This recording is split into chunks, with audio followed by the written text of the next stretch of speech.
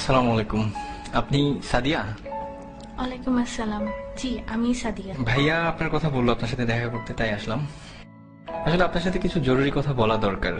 এই মুহূর্তে আমার তেমন কিছুই নেই, চাকরি নেই, পড়াশোনা মাত্র শেষ হলো। সুতরাং বুঝতেই পারছেন বিয়ের জন্য যে একটা মানসিক প্রস্তুতি, তার কোনোটাই আমার নেই।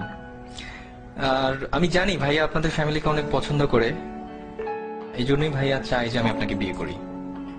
জি, আমিও তো তাই চাই। আসলে আমি আপনাকে কি বোঝাতে চাচ্ছিলাম আপনি হয়তো বুঝতে পারেননি।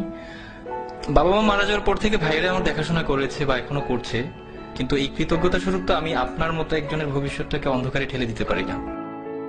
আপনি অন্ধকার বলছেন কেন? কিছু নেই বলেই তো আমি আপনাকে বিয়ে করতে যাচ্ছি। ধরুন আমি একজন টাকাওয়ালা কাউকে বিয়ে করলাম, কিন্তু বিয়ের পর দিন তো সে মারাও যেতে পারে, অথবা তার সব সম্পদ ধ্বংস হয়ে যেতে পারে। আমি তো টাকা, বাড়ি, গাড়ি এসব দেখে বিয়ে করতে চাই না। আমি চাই একজন ভালো মানুষ। তাছাড়া আজকালকার ছেলেদের যে অবস্থা, তারা যেভাবে চলাফেরা করে, এদের মধ্যে তো ভালো ছেলে পাওয়াটা খুবই মুশকিল। আমি যতটুকু জেনেছি আপনি একজন বিশ্বাসী মানুষ এবং প্র্যাকটিসিং মুসলিম। কিন্তু একটা ব্যাপার কি দেখেন, জীবনে চলতে টাকাটা অনেক বেশি জরুরি। আত্মীয় স্বজন কিংবা বন্ধু বান্ধব যেখানেই যান না কেন, অর্থ ছাড়া আপনি কোনো দাম পাবেন না। আপনি কি মনে করেন যে এই ইটের জেলখানার ভিতরে সুখ আছে? সেখানে আছে মোহ, আছে লোভ, লালসা আর নষ্টামি। তারা সম্পদের পিছনে ছুটতে গিয়ে নিজেদেরকেই হারিয়ে ফেলে।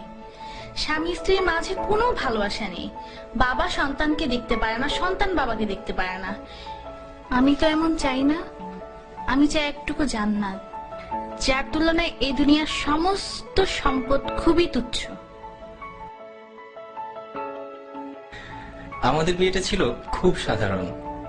মসজিদে গিয়ে বিয়ে করলাম, এরপর কিছু জিলেপি কিনে গরিবদের মাঝে বিলিয়ে সারাদিন দুজন মিলে ঘুরলাম।